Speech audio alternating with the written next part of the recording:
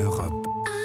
Europe 1. 8h16, votre invité est Patrick Cohen ce matin, le ministre de l'Intérieur. Bonjour Gérard Collomb. Bonjour. Le projet de loi antiterroriste que vous portez en ce moment à l'Assemblée est pris entre deux feux. La droite vous reproche de désarmer le pays alors que la menace djihadiste reste très élevée. Et la gauche, des insoumis et des communistes qui dénoncent des mesures liberticides, une loi des suspects. Critique de droite d'abord, il fallait vraiment lever l'état d'urgence. Oui, je Mettre crois fin à cet que état. l'état d'urgence, si vous voulez, par définition, est un état temporaire. Et donc, on voit bien que la menace a changé de nature. Vous voyez, par exemple, lorsqu'il y a eu les attentats de Paris, on a arrêté 4400 personnes qu'on est allé perquisitionner. Aujourd'hui, on se trouve à quelques dizaines. Donc, ce n'est plus du tout le même état de la menace. Donc, nous pouvions sortir de l'état d'urgence, mais en même temps, il fallait pouvoir garder un certain nombre de mesures qui permettaient de protéger les Français, et c'est ce que nous faisons par ce texte. Une loi de désarmement, disent Éric Ciotti et Guillaume Larrivé. Alors si vous voulez, eux ils sont pour mettre tout le monde en prison dès le premier moment. Donc évidemment, on est relativement modéré par rapport à ce qu'ils proposent. Pour que les assignés soient dans des centres au moins. Dès que oui. vous êtes suspect, vous êtes effectivement en centre de rétention, sans mesure de temps d'ailleurs. C'est-à-dire vous pouvez rester indéfiniment en détention. Alors c'est clair que par rapport à ça, on est un peu plus équilibré. Alors, critique de gauche, vous faites entrer dans le droit commun des mesures d'exception, assignation à résidence, perquisition, rebaptisée visite domiciliaire. Même le défenseur des droits, Jacques Toubon, qui n'est pas un gauchiste échevelé, parle de dérive dangereuse. Que lui répondez-vous ? Je réponds que la menace reste élevée. Lorsque l'on voit Londres, lorsque l'on voit Barcelone, on s'aperçoit qu'évidemment, il faut prendre des mesures pour se protéger.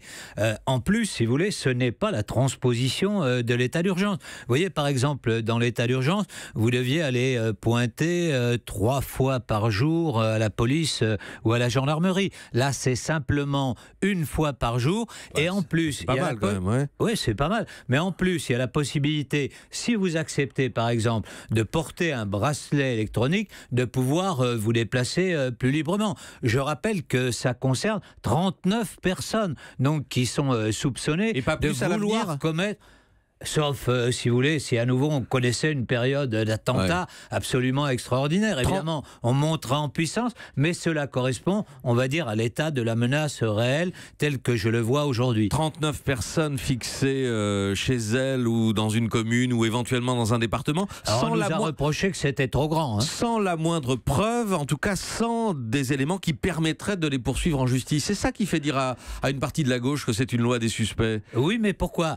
Tout simplement parce qu'en général, ce sont des personnes pour lesquelles on a eu des renseignements de services étrangers. Donc on ne peut pas les judiciariser tout de suite, mais en même temps, il faut bien pouvoir les surveiller. Quand vous avez, je sais pas moi, un service belge qui vous dit voilà, nous savons que tel ou tel va venir passer à l'attaque chez vous à Paris, vous êtes bien obligé de prendre un certain nombre de mesures, parce qu'autrement, vous connaissez ce que nous avons connu par les temps passés. C'est une surveillance complète. Les assignés doivent fournir tout leur téléphone, leur mot de passe pour la messagerie. Sauf que ce n'est pas exactement... On n'a pas le droit d'écouter à ce moment-là. C'est simplement qu'ils puissent donner leur numéro de téléphone. Pourquoi ? Parce que pour qu'ils n'achètent pas un téléphone nouveau, s'ils achètent un téléphone nouveau, et c'est en général ce qu'ils font, c'est à ce moment-là passible d'une peine, et donc en général ça évite de pouvoir faire cela. Une fois la loi adoptée, Gérard Collomb, l'état d'urgence sera levé. Il pourrait être rétabli un jour ? Ah bah bien sûr, si demain on se trouvait à nouveau dans une tuerie de masse, évidemment que nous rétablirions l'état d'urgence. La menace terroriste reste très élevée. Oui, on a à peu près 1 fois par semaine un acte terroriste. Alors même, si vous voulez, ce n'est plus le même niveau de menace. C'est aujourd'hui très souvent une menace qu'on appelle endogène, c'est-à-dire des gens qui se radicalisent assez brutalement puis qui décident d'aller commettre un acte. Emmanuel Macron propose un parquet antiterroriste européen. Pourquoi faire ? Mais je pense que nous avons besoin aujourd'hui de nous coordonner. Plus nous nous coordonnerons au niveau européen et nous ferons en sorte que nos polices, nos renseignements travaillent ensemble, et plus nous répondrons à la menace. Parce qu'on voit bien que les terroristes aujourd'hui voyagent à travers l'Europe. Gérard Collomb, ministre de l'Intérieur, savez-vous combien de manifestants ont défilé samedi dernier entre Bastille et République ? En tout cas, ce n'était pas le nombre qui était attendu par Jean-Luc Mélenchon. Je pense que ça, c'est un commentaire politique. Mais avant ça, j'attendais le chiffrage du ministre de l'Intérieur. Il y avait à peu près 50 000 personnes, donc peut-être un peu moins. Donc évidemment, on n'est pas dans les chiffres qu'on a connus par le passé. Mais d'où vient le chiffre de 30 000 manifestants qui a été diffusé par la préfecture de police, Gérard Collomb? De la préfecture de police, mais vous voyez, moi je ne chiffre 30 000 pas. Selon la préfecture et 50 000 selon le ministre de l'Intérieur. Moi je chiffre large. Je ne veux pas que vous me reprochiez demain d'essayer de baisser le nombre de manifestants derrière Mélenchon. Il a le droit évidemment de s'exprimer, mais vous voyez, je crois que les textes finalement dont on disait ils vont mettre la France dans la rue, ils passent plutôt bien parce que les gens s'aperçoivent qu'on en a besoin. Quand on a 3 500 000 chômeurs, évidemment on ne peut pas rester dans l'état où l'on est. Donc c'est un échec samedi dernier, c'est ça ce que vous nous dites, c'est un échec de la mobilisation. Si vous voulez, c'était plutôt, je veux dire, dans l'expression des mots, parce que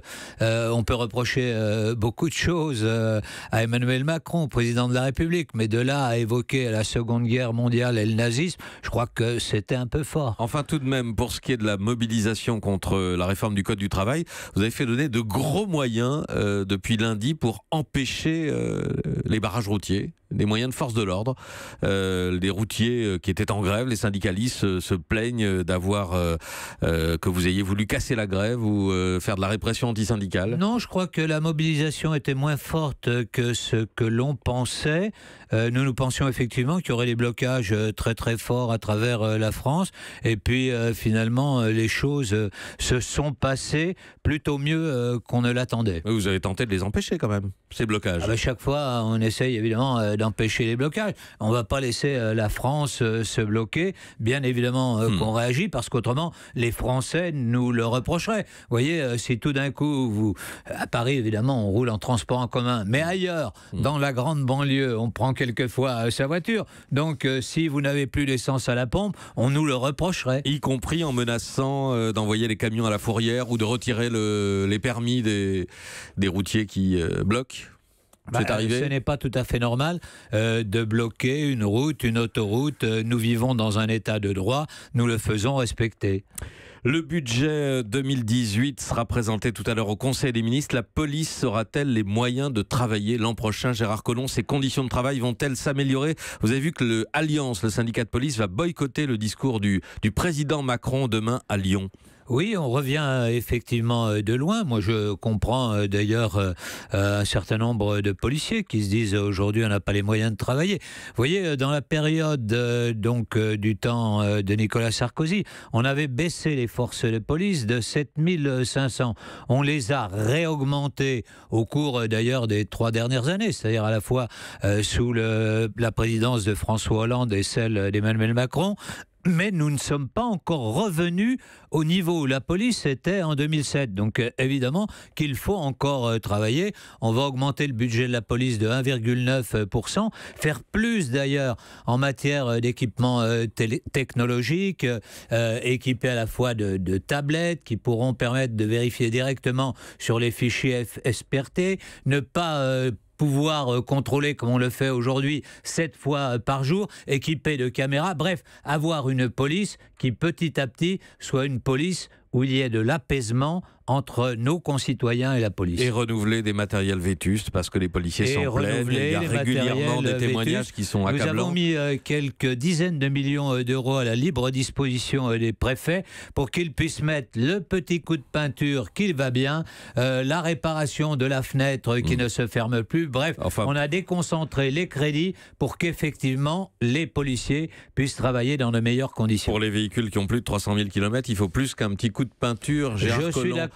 avec vous, parce que on vient de me dire votre voiture, vous savez, monsieur le ministre, il faut qu'on vous la change parce qu'elle est tout le temps en panne. Vous voyez, il n'y a pas que les policiers. La police de proximité, Gérard Collomb, quand arrivera-t-elle à proximité des citoyens? La police de sécurité du quotidien, si vous voulez bien.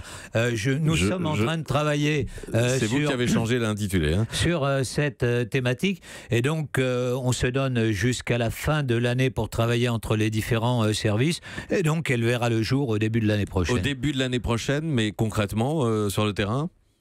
ce sera ça sera au début de l'année prochaine. Oui, ça sera déployé.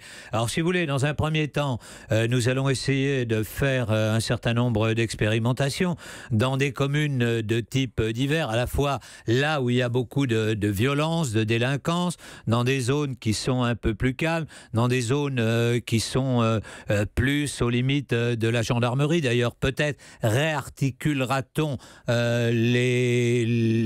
répartition entre la police et la gendarmerie. Bref, nous sommes en train d'essayer d'être au plus près du terrain. C'est ça, la police, comme vous l'appeliez, de proximité. La police de proximité, c'est comme ça qu'elle était intitulée avant. Vous l'avez rebaptisée, en quelque sorte, police de sécurité du quotidien. Absolument. Merci Gérard Collomb, ministre de l'Intérieur, d'être venu ce matin au micro d'Europe Matin.